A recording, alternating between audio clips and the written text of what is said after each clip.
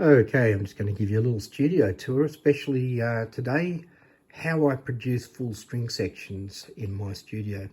First of all, I do the musical arrangement, and you need to know how to do that. But this arrangement today is not mine. I'll just acknowledge my ex-Year 12 student, Anthony, because he's done a great job with this. He was in Year 12 last year, and I set him the task of doing a nice, simple school string orchestra arrangement for Nimrod from the Enigma Variations by Elgar. You'll agree, beautiful piece of music for strings. And I'm just going to show you how do I do that, how do I produce it. So up here we've got the yellow tracks there, 5 of them, the violin 1. And guess what I use to make that sound? I use a violin. And then the green tracks are violin 2, there's 5 of those. And again, I use a violin. Blue tracks are viola. And I use my viola, play my viola, and each track is a separate recording. I have to record it each time. So 5 times violin 1, 5 times violin 2, 3 times violin 3, viola, sorry, not violin 3, viola. And 4 times cello, and I record that using my cello. And then the purple tracks down the bottom are 2 double bass tracks, which I use, guess what, a double bass to record. So I'm using the actual violin, viola, or cello double bass, and I'm playing that on those instruments and recording them that many times. Usually for a bigger recording, I'll do more tracks of each section to get a more luscious sound, but for a school orchestra recording. And this is producing learning media that the students can use to learn their part and to get the context of the whole orchestra. Here's how it's done. Now, some people might think, oh, you just use your iPhone to record each one of those tracks. No, you need good microphones. So I use a Rode NTK, which is a lovely valve mic that I own. They're worth about $1,000, I think. And here, this big bunch of buttons and faders and things is a Tascam DM3200 digital mixer. And I've had that about 13 years, and some people call me a dinosaur because it's still doing a great job. However, it doesn't work as an audio interface anymore because Tascam stopped making producing the firmware updates. So it won't work with the computer for that, but it's separately on a USB. It plugs in the computer and acts as what we call a control surface. When I've got that many tracks I'm dealing with here, I really like to be able to control the level and also what we call the transport. See, so that controls, and then here, master volume, and then I can locate to different parts of the recording as I'm mixing down and mastering that.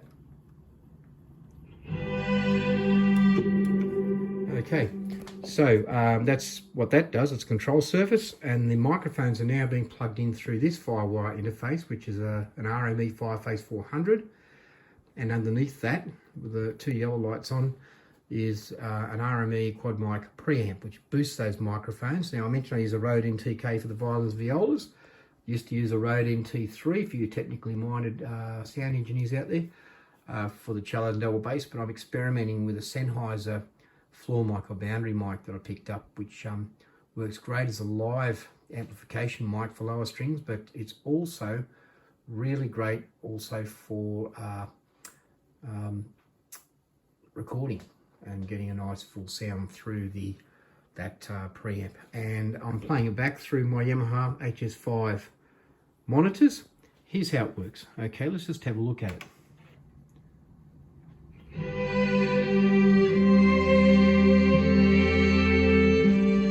Now, just pull that volume down a little bit and just show you how, okay, you can see all the different levels there, and each one of those levels is controlled by faders here, okay?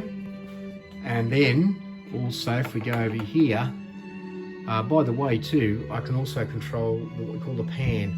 If you're in a concert hall listening to an orchestra, the first violins are over on your left, and second violin's a little bit to the right of those. Viola's down the middle, cello's on your right, and the double basses are generally over on your far right, down the back behind the cellos, and That's how orchestras worldwide are structured, how the string section is set out on the stage or in the recording hall. So that's what I replicate. Go over here and you can see how I add I was just about to go to repeat, graphic equalizer. So I drop the high screechy parts of the violin down a little bit. I generally, for the sound engineers, about 6,000 hertz, 6 kilohertz upwards. I'm dropping all those high frequencies down by from 3 dB down to a full 10 dB. All right, give it a nice mellow warm sound. Multi-band compressor, tighten up a little bit, and here's the reverb. When I stop the recording, you can hear that echo. Oh, yeah, it sounds like it's in the bathroom, and that's a reverb plugin that I use. Very good reverb. So I mentioned this is a arrangement by my ex-student Anthony. We're going to go across now to the video score. Put your AirPods on, or good earphones, or good speakers, and sit back and enjoy the school string ensemble arrangement of Nimrod from the Enigma Variations.